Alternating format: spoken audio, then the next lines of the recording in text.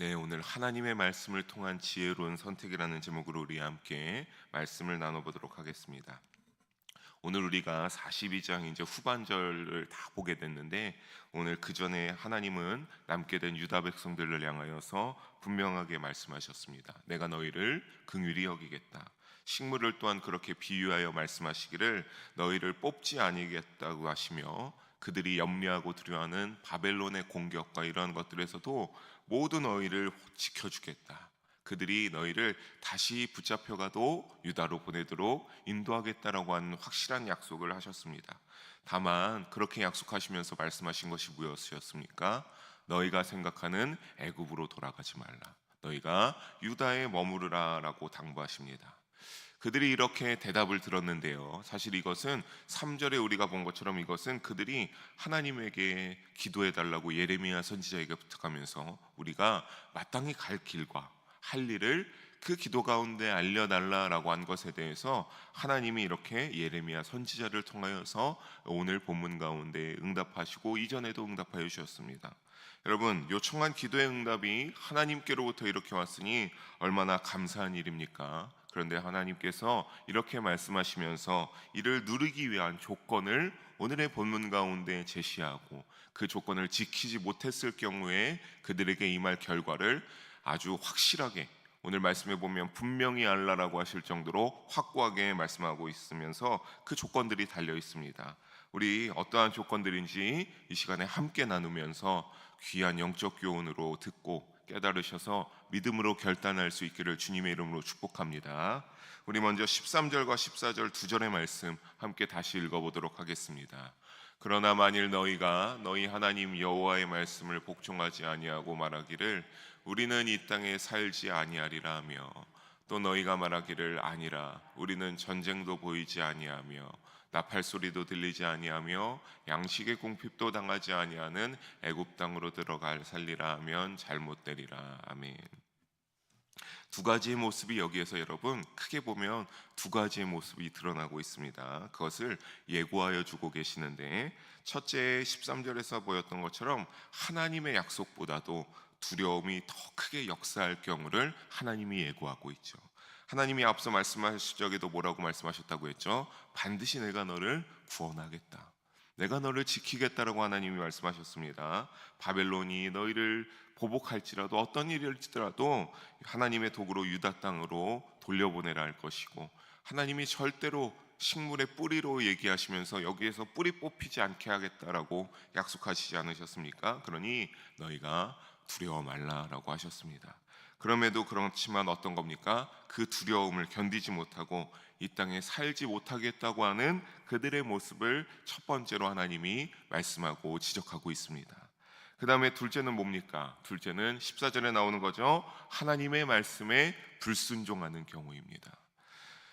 그들은 바벨론에 의해 전쟁을 겪으며 패하였고, 칼과 기근과 전염병에 의하여서 그들이 자랑으로 삼던 예루살렘 성전과 그들의 도성은 무너져야만 했습니다. 그리고 다 불타고 황폐화되어야만 했죠.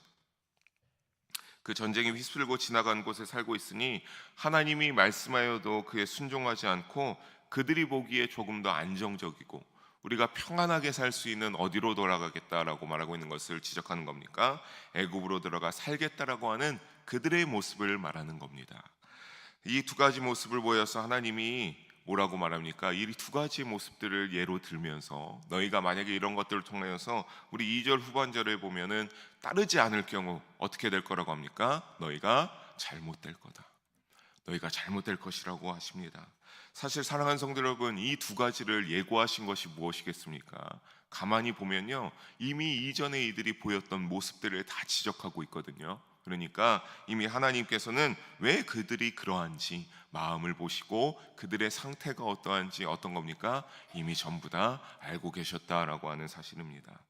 15절을 그러면서 남은 자들에게 뭐라고 합니까? 15절에 남은 자들에게 여호와의 말씀을 들으라라고 말합니다. 남은 자들아, 여호와의 말씀을 들으라고 말합니다. 주로 남은 자는 여러분 우리가 성경에서 볼 때요, 성경 속에 어떠한 심판이 임하는 가운데서도 어떠한 자들입니까? 믿음으로 경건하게 잘 살아왔던 자들, 아무리 많은 사람들이 하나님의 말씀을 듣지 않고 자기들 멋대로 살더라도 하나님 말을 끝까지 믿음을 지키면서 하나님의 말씀을 들었던 자들을 남은 자들이라고 하죠. 하지만 여기선 그렇게 쓰이지 않았습니다. 정말로 그냥 멸망당하고 바벨론의 포로 끌려갈 사람 끌려가고 그냥 정말로 단어 뜻 그대로 남은 자들입니다. 거기에 남은 자들을 의미합니다. 그래서 이들에게 여호와 하나님의 말씀을 들으라라고 하는 것은 그것은 어떤 겁니까? 이것이 바로 구원받는 길이다라고 하는 것을 밑바탕에 깔아두고 그렇게 그들에게 하나님의 말씀을 들으라고 요청하고 있는 권면이죠. 이렇게 확실하게 약속함에도 불구하고 끝까지 만약에 거기 후반절에 15절 후반에 나오죠. 너희가 그럼에도 불구하고 거기에 애굽에 가서 끝까지 살겠다고 고집하면 그러면 어떻게 될 것이라고 합니까? 우리 16절과 17절 두 절의 말씀 좀 길지만 다시 한번 읽어봅니다. 너희가 두려워하는 칼이 애굽 땅으로 따라가서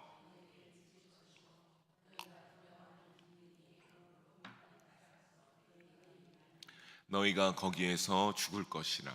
무릇 애굽으로 들어가서 거기에 머물러 살기로 고집하는 모든 사람은 이와 같이 되리니 곧 칼과 기근과 전염병에 죽을 것인즉 내가 그들에게 내리는 재난을 벗어나서 남을 자 없으리라. 아멘. 애굽의 16절을 보면 무엇이 따라간다고 합니까? 사실 16절에 보면 칼과 기근이 따라간다, 17절에 이어서 전염병이 따라간다라고 하고 있습니다. 이 세 가지를 그래서 결국에는 칼과 기근과 전염병이 어떻게요? 유다 백성들이 애굽으로 땅에 들어가는 즉시 내가 칼과 기근과 전염병을 하나님이 거기에 즉시 따라가게 하겠다라고 하나님이 말씀하십니다. 사랑하는 성도 여러분, 이 유다의 남은 자들이 애굽으로 가는 궁극적인 이유는 뭘까요? 사실 굉장히 간단하죠. 지금 유다는 황폐화되어 있고 모든 것들이 다 불타버려 있는, 참 어떻게 보면 살기 어려운, 그리고 그곳에서 지낸다는 것은 그들이 공격당할 때의 어떠한 그 전쟁의 참패에 대하여서 떠올릴 수 있지 않겠습니까? 그러니까 거기에 살기 싫으니까 바벨론에 대한 두려움도 있지만 유다에 임한 칼, 기근, 전염병의 잔재를 피하고 싶었던 마음도 있었던 것이죠. 하지만 그들의 생각과 달리 오히려 하나님께서 뭐라고 말하는 겁니까? 유다가 더 안전한 곳이다 라고 말씀하시는 것이죠. 애굽으로 가면 어떻게 되기 때문에요? 칼, 기근, 전염병이 따라가고 그것은 17절 후반에 보면 뭐라고 하고 있죠? 칼, 기근, 전염병에 의해 죽고 벗어나서 남을 자가 없으리라. 너희가 한 명도 이것을 벗어나고자 해서 벗어날 수도 없을 것이며 목숨을 부지하여 남을 자가 없을 것이라고 하나님께서 확실하게 선포하고 말씀하고 있는 겁니다. 하나님은 더욱더 확실하게 어떻게 칼과 기근과 전염병이 임할지를 말씀하시는데 우리 18절입니다. 18절에 보면 이렇게 나오죠.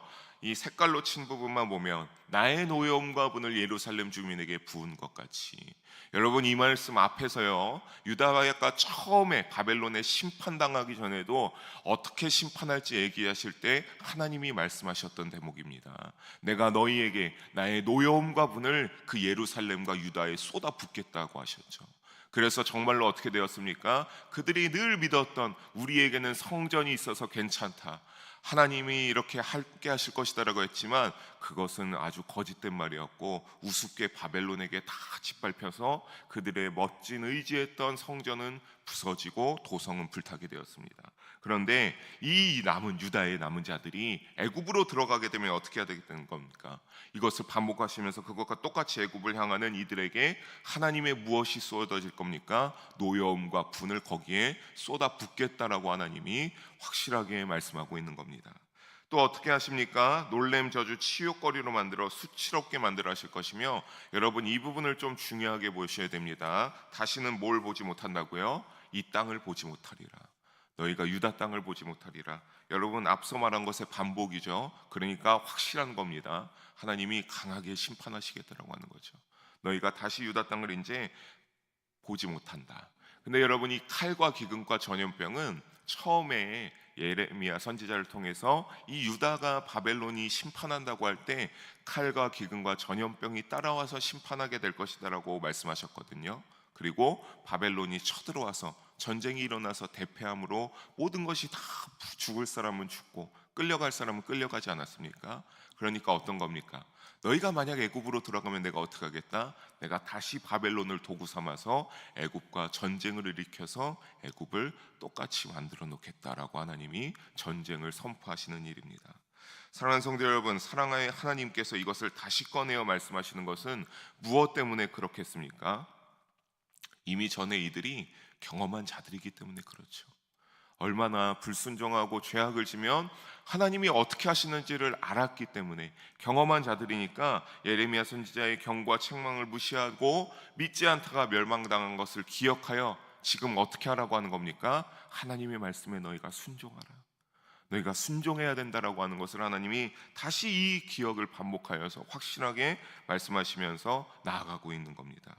사랑하는 성도 여러분, 기도하며 회개하고 하나님의 앞에 하나님의 말씀에 순종하는 자에게는 하나님이 그 즉시 어떻게 하십니까? 여러분, 돌이키셔서 복을 내리시는 사랑의 하나님이 되어주십니다.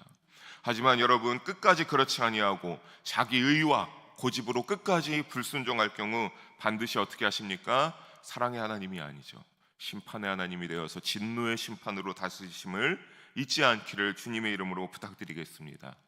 예레미야 선지자는 그들에게 권면합니다. 19절에 그들에게 어떻게 하죠? 권면하면서 너희는 애굽으로 가지 말라 하신 것처럼 나도 오늘 너희에게 경고하신 것을 너희는 분명히 알라, 분명히 알라고 합니다. 여러분, 분명히 하나님이 그렇게 말씀하셨지, 나도 그거에 동참한다. 하나님이 말씀하셨다, 너희는 분명히 알아야 된다.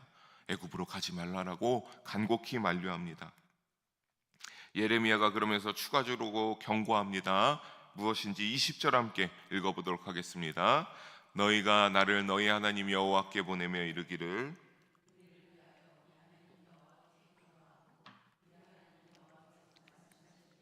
우리에게 전하라, 우리가 그대로 행하리라 하여 너희 마음을 속였느니라. 아멘. 하나님께 예레미야 선지자를, 사실 우리 이전에 말했지만 여러분, 제가 이 부분 보면서 상당히 유다의 이 남은 자들이 교만하고 건방지다고 말씀드렸습니다. 자기들이 뭔데 예레미야 선지자를 하나님께 기도하라고 보낸다고 합니까? 근데 어쨌든 여호와 하나님 앞에 예레미야 선지자가 기도해달라고 보내서 이 예레미야 선지자가 기도하니까 그들이 그러면서 뭐라고 했습니까? 우리가 그대로 듣는 그대로 행하겠다, 그러니까 전하라, 우리가 그대로 행하겠다라고 한 것을 다시 예레미야 선지자가 말하고 있는데, 그것이 뭐라고 하는 겁니까? 거짓이다, 너희 마음을 속였다라고 예레미야 선지자가 지적하여 말하고 있는 겁니다. 그러니까 어떤 겁니까? 사실 41장 이전장 결말에서 어떻게 한 겁니까? 그들이 다시 애굽으로 가야겠다, 유다 땅 미스바로 가지 않겠다라고 결정한 그 하나님의 뜻을 구하기 전에 자기들이 이미 결정하고 하나님의 뜻을 묻는 위선적인 행동을 예레미야 선지자가 지적하고 드디어 이것이 수면 위로 떠올라서 드러나고 있습니다. 여러분, 이것을 뭐라고 할 수 있을까요? 오늘 표현으로 답정너라고 할 수 있는 행동입니다. 그러니까 이미 답은 정해져 있다라고 하는 거죠. 우리는 유다로 가기로 답은 정해져 있으니까 그냥 말이나 해보라고 하는 겁니다. 하나님께 우리는 이미 답 정해졌는데 너는 그냥 대답이나 하면 된다는 뜻이 오늘날의 답정너라고 하는 그 짧은 그 단어의 뜻이거든요. 그냥 이것을 하나님에게 그렇게 말하는 거죠. 우린 이미 다 정해져 있다. 근데 한번 드러나 보고 우리의 궁리에 맞으면, 우리의 기분에 맞추면 그대로 하고, 아니면 그냥 우리가 하나님의 말씀일지라도 들을 필요가 뭐가 있냐라고 건방지게 말하는 겁니다. 여러분, 이것이 기도의 행위가 맞습니까? 이미 애굽으로 가기로 정해놓고 기륭을 따지는 점을 치는 행위와 다를 바가 없죠. 사랑하는 성도 여러분, 이거는 기도의 자세가 아님을 우리도 잊지 말아야 됩니다. 여러분, 기도할 때 하나님 앞에 나의 연약함과 부족함을 인정하면서 하나님께 도움을 구하면서 기도하러 나가는 건데, 우리가 그것이 안 돼서 연약함과 부족함이 있어서 기도하는 건데 우리가 뭐라고 하나님 앞에 건방지게 내 기분에 맞춘다고 그렇게 말하고 기도합니까? 기도는 그게 아닙니다. 사랑하는 성도 여러분, 우리도 흔히 하나님 앞에 그래서 기도하며 주님의 뜻을 구하고, 주님이 말씀하시면 그 뜻에 순종하겠다 해놓고 들어보고 내 기분에 맞지 않으면 순종하지 않고 내 멋대로 정하고 답하는 것, 여러분, 오늘 말씀에 이들의 교만하고 잘못된 행위와 다를 바가 없다는 것을 꼭 잊지 마시기 바랍니다. 여러분, 이것이 철저한 자기중심으로서 죄가 시작되는 지점입니다. 하나님 앞에 반역하여 죄로서 들어서는 시점, 그 전까지 아무리 믿음 생활 잘했어도 이 순간부터 어떻게 되는 겁니까? 그때부터 사단이 교만과 자만을 끊임없이 밀어넣는 거예요. 그래서 죄가 걷잡을 수 없이 커지게 되는 시작점이 바로 이러한 부분이라고 하는 겁니다. 사랑하는 성도 여러분, 혹시 그러한 적이 있다면 오늘 이 시간에 기도하시면서 철저하게 회개하시기 바랍니다. 그리고 여러분 믿음으로 결단하시기 바랍니다. 하나님의 말씀에 순종하겠나이다. 주여 나에게 마음의 감동을 주시는 대로, 나에게 말씀하신 대로 순종하겠나이다라고 여러분 회개하시고 하나님 앞에 정결하게 믿음의 결단 내리시기를 주님의 이름으로 소망하고 축복합니다. 우리 마지막 21절 22절의 두 절의 말씀 함께 살펴봅니다. 다시 읽어봅니다. 너희 하나님 여호와께서 나를 보내사 너희에게 명하신 말씀을 내가 오늘 너희에게 전하였어도 너희가 너희 하나님 여호와의 목소리를 도무지 순종하지 아니하였은즉 너희가 가서 머물려고 하는 곳에서 칼과 기근과 전염병에 죽을 줄 분명히 알지니라. 다시 한번 분명히 알라고 하고 있죠. 하나님은 그러니까 어떤 겁니까? 이미 다 알고 계셨어요. 그들이 나오는 순간부터 알고 계셨지만 여러분 여기에서 사랑과 긍휼의 하나님의 모습을 보게 되는 겁니다. 이미 건방지고 이미 교만하고 이미 자만한 모습을 알면서도 기회를 다시 한번 주는 거죠. 누구를 통하여서요? 예레미야 선지자를 통해서 너희 정신 차려라, 유다에 남아있어라고 하나님이 구원의 길을 알려준 거죠. 그럼에도 그들의 상태는 어떤 겁니까? 순종할 마음이 없다는 것을 이미 예레미야 선지자가 저렇게 하나님 여호와의 목소리를 도무지 순종하지 아니하였은즉 너희가 칼과 기근과 전염병에 가서 죽을 줄을 다시 한번 말하는 거죠.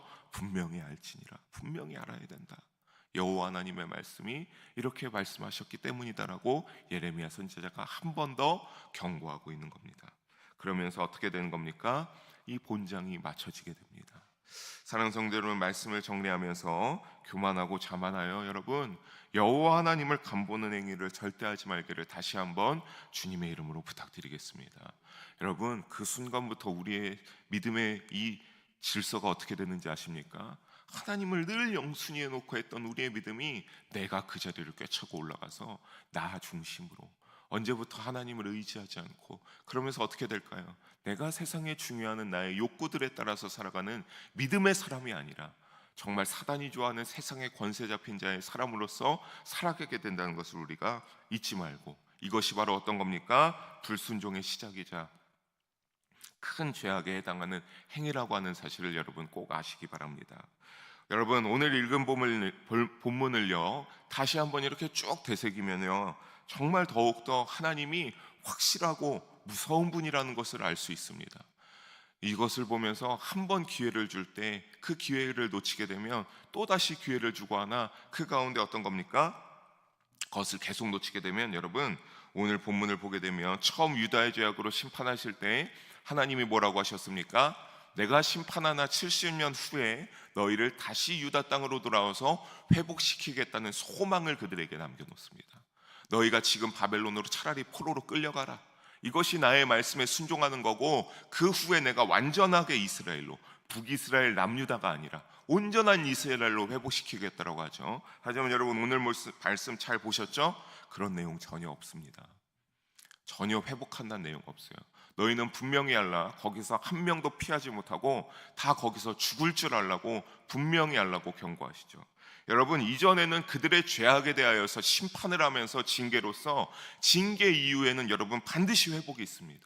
그러면서 아까 말씀하신 대로 다시 온전한 이스라엘로 되는 더 큰 축복으로 이렇게 회복을 하게 하시죠. 하지만 그 징계 가운데 여러분 또 불순종하고 또 불순종하면 그때는 어떤가 되는 겁니까? 재앙으로 변하게 돼서 멸망을 피하지 못하게 되는 것을 우리가 꼭 잊지 말아야 됩니다. 사랑하는 성도 여러분, 하나님은 위대한 주권을 가지신 분을 여러분의 믿음 가운데 인정하며 살아가시기 바랍니다. 그 위대한 주권을 가지신 분이 말씀하시는데 틀린 일이 있습니까? 아니죠. 전부 다 맞는 말이고 우리를 향해서 구원의 길을 확실하게 늘 제시해 주시는 분이 바로 그때 사랑의 여호와 하나님이십니다. 여러분 믿음의 여정 속에 하나님의 말씀을 기준으로 삼아 재앙이 되는 불순종의 이러한 어리석은 선택을 하지 마시기를 주님의 이름으로 축복합니다. 여러분 늘 하나님의 말씀에 순종하시고 그 하나님의 말씀을 늘 선택함으로 생명의 길로 나아가는 지혜로운 선택을 내리는 우리 모두가 되기를 주님의 이름으로 간절히 소망하고 축원합니다. 기도하시겠습니다. 사랑의 하나님 아버지, 오늘도 귀한 말씀 함께 나누게 해주심을 감사합니다. 사랑의 하나님, 언제나 우리도 하나님의 말씀에 순종하는 자들 되게 하여 주시옵소서. 그래서 우리 모든 영일 성도님들, 온라인으로 설교되어 있는 이 모든 성도님들이 오직 그 순종하는 마음으로 영생의 길을 선택하게 해주시고, 그 길을 선택함으로 한 명도 빠짐없이 하나님 나라 구원을 향하여 나아가게 하여 주시옵소서. 주여, 교만하지 않게 하여 주시옵소서. 자만하지 않게 하여 주시옵소서. 늘 권능의 여호와 하나님 앞에 낮은 마음으로, 순종하는 마음으로 겸손하게 순종하며 나아가는 믿음의 자녀들 되게 하여 주시옵소서. 늘 그렇게 인도해 주시기를 바라며 함께 하심에 감사드리며 사랑이 많으신 우리 주 예수님의 이름으로 기도드립니다. 아멘.